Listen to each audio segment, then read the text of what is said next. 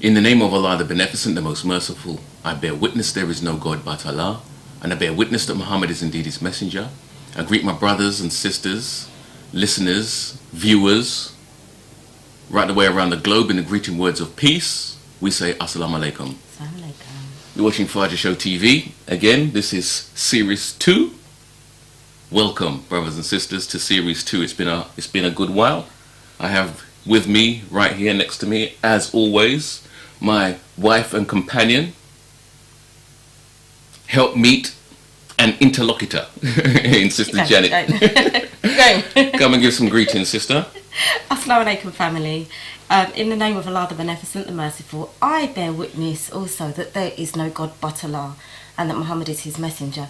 And it's such an honour and a pleasure to be back. All praise is due to Allah. There's a saying that the biggest room in the house is room for improvement. You know, and I think that's a humbling thing. It's a humbling thought, forming in for all of us, in fact, you know, for us to know that there's always room for improvement. There's always something that we can do in order to make our circumstances better. Do you have any greetings that you'd like to extend?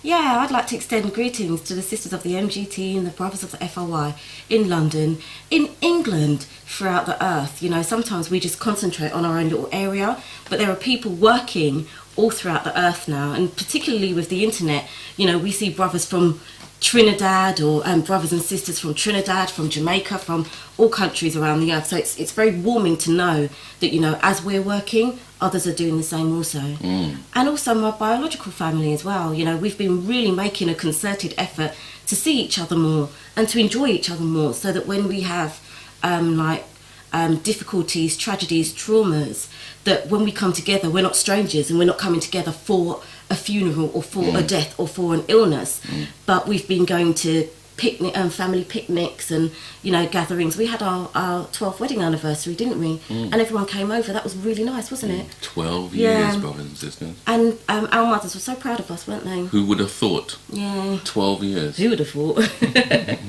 Yeah, it's been rough and it's been smooth. That's right. I'm glad you added that. One of the things that have been really happening for us, for all of us, is that, you know, there's a slogan, stop the killing. And I think Minister Farrakhan was the first one to start that in the 80s, actually. Yeah. And it's actually started to pick up speed over the 90s and now in the noughties, as they call it. And now what's happening is other people from all over the world now are starting to pick up the stop the killing theme. Stop the killing mentality, stop the killing mindset, so that we can help to steer our children in the right direction. But as we're moving, and as Minister Farrakhan is moving, we can't just say stop the killing, because we've got to replace it with something. We've got to replace it with something that's going to be productive, so that our children can move towards something. So we started talking about stop the killing and start the living, which means if we're going to start the living, that means that we have to start building. And that's where the building society theme came from.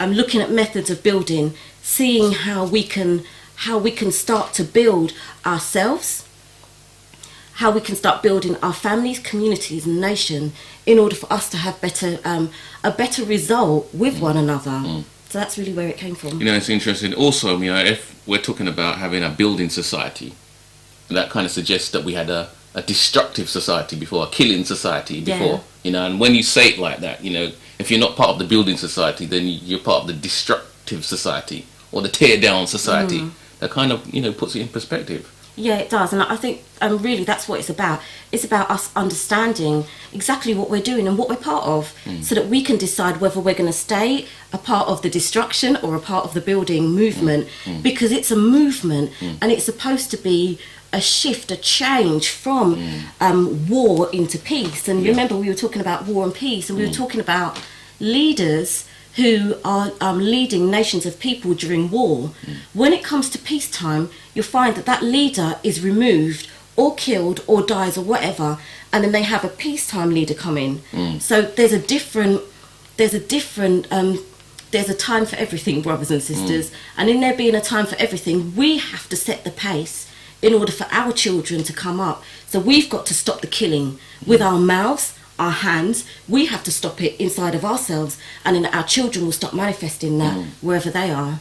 So we have to be aware and recognize the time for change. You know, I was reading in the Surah 14 this morning, the ayat 101, which is a very interesting number in and of itself. Ayat 1 of Surah 14, and it was talking about change. It says, when we change a message for a message, and Allah knows what He reveals, you know, and they say, thou art only a forger. Yeah, nay, most of them know not. 101 has reference to the abyss, you know, room 101. It's like the program, isn't it? The abyss. And you know, as I said, I was looking at the Quran, and Surah 101 is called the calamity. Yeah, and there's one particular ayat in the Surah 101 that actually talks about the abyss. You know, it talks about the words and the deeds. The calamity talks about him whose deeds are light, and the abyss being a mother to him. You know, when our deeds and our words and our actions are light, at a certain point in time, we will be sent into the abyss. That's basically what it's been saying. The abyss will be a mother to him. The abyss will hug us. The abyss will be our environment. You know, and the abyss is a never-ending deep chasm. You know, so if we do a few good deeds, if our good deeds are light in weight, the abyss will be a mother. Yeah. So again, that's a choice. You know, and it's always about we have a choice, because one of the things that we tend to say as black people is that, you know, the choice has been taken away from us, or you know, we haven't been given the opportunity to learn something or do something or whatever.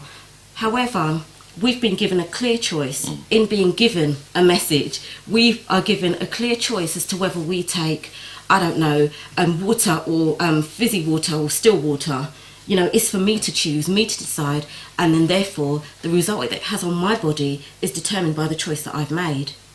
Okay, praise is due to Allah. I think it's time for us to get into what we need to get into, sister. So Okay. I know you notice you've got your notes there.